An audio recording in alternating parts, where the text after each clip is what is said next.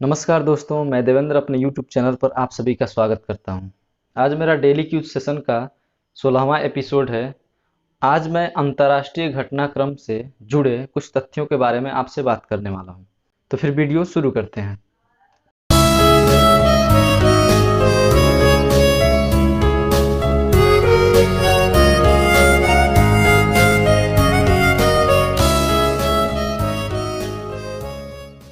आज का हमारा पहला तथ्य है, अमेरिका के व्यापार प्रतिनिधि USTR की सूची में भारत का विलोपन।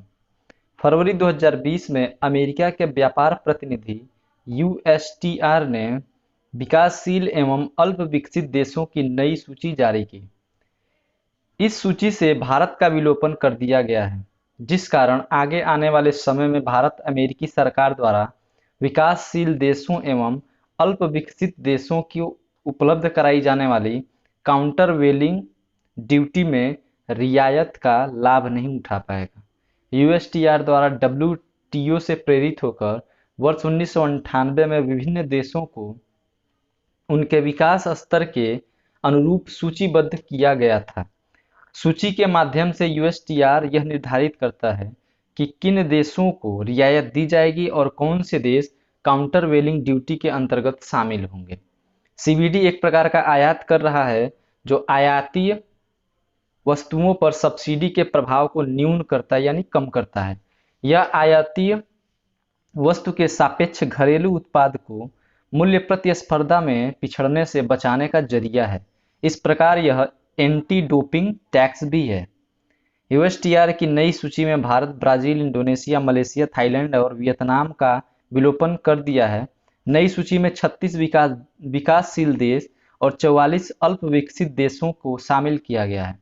USTR के अनुसार G20 का सदस्य होने के कारण भारत को विकासशील देशों की सूची में स्थान नहीं दिया गया है। वर्तमान में भारत अमेरिका के साथ व्यापार में लाभ की स्थिति में है, परंतु हालिया नीति से भारतीय निर्यात प्रभावित होने की अधिक संभावनाएं हैं।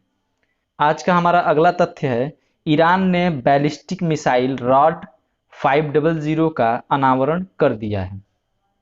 9 फरवरी 2020 को ईरान ने एक नई छोटी दूरी की बैलिस्टिक मिसाइल रॉड 500 का अनावरण किया। इसे ईरान के पूर्व सेना प्रमुख मेजर जनरल कासिम सुलेमानी को समर्पित किया गया है।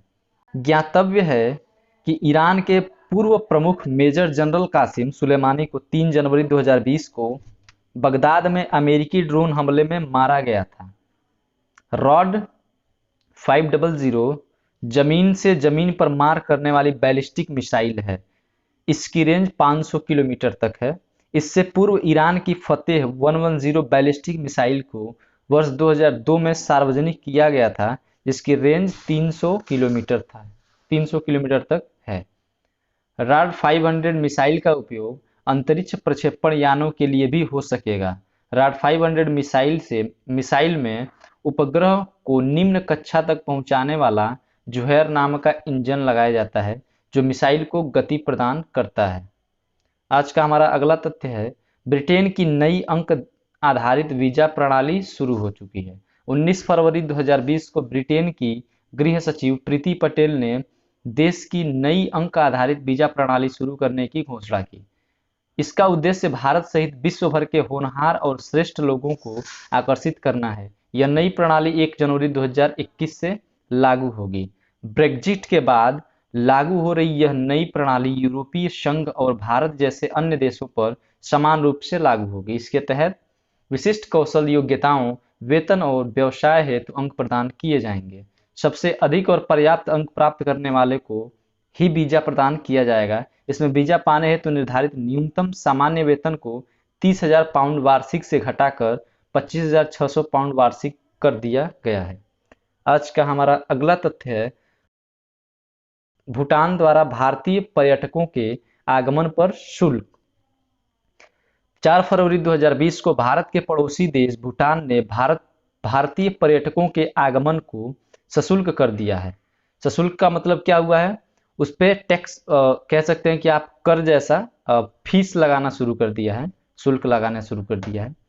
जो पहले क्या होता था, जो पहले निःशुल्क हुआ करता था, भूटान की संसद ने इस शुल्क को लगाने के लिए tourism levy and exemption bill of Bhutan 2020 को मंजूरी दिया, जिसके अनुसार जुलाई 2020 में भारतीय पर्यटकों को भूटान जाने के लिए प्रतिदिन के हिसाब से 1200 रुपये प्रवेश शुल्क देना होगा।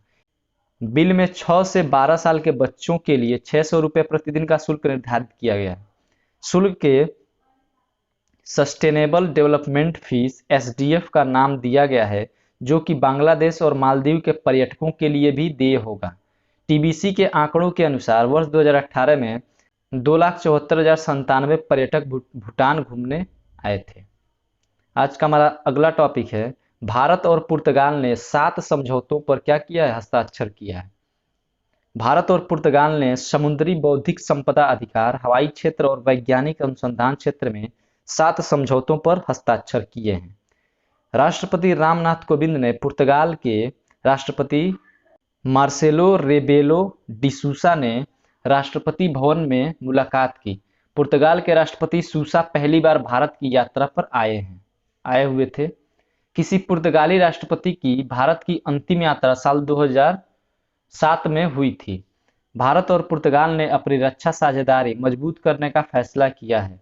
भारत और पुर्तगाल ने रक्षा सहयोग की कड़ी में मानव रहित विमानों की नई ड्रोन तकनीक पर भी आपसी मदद का फैसला किया।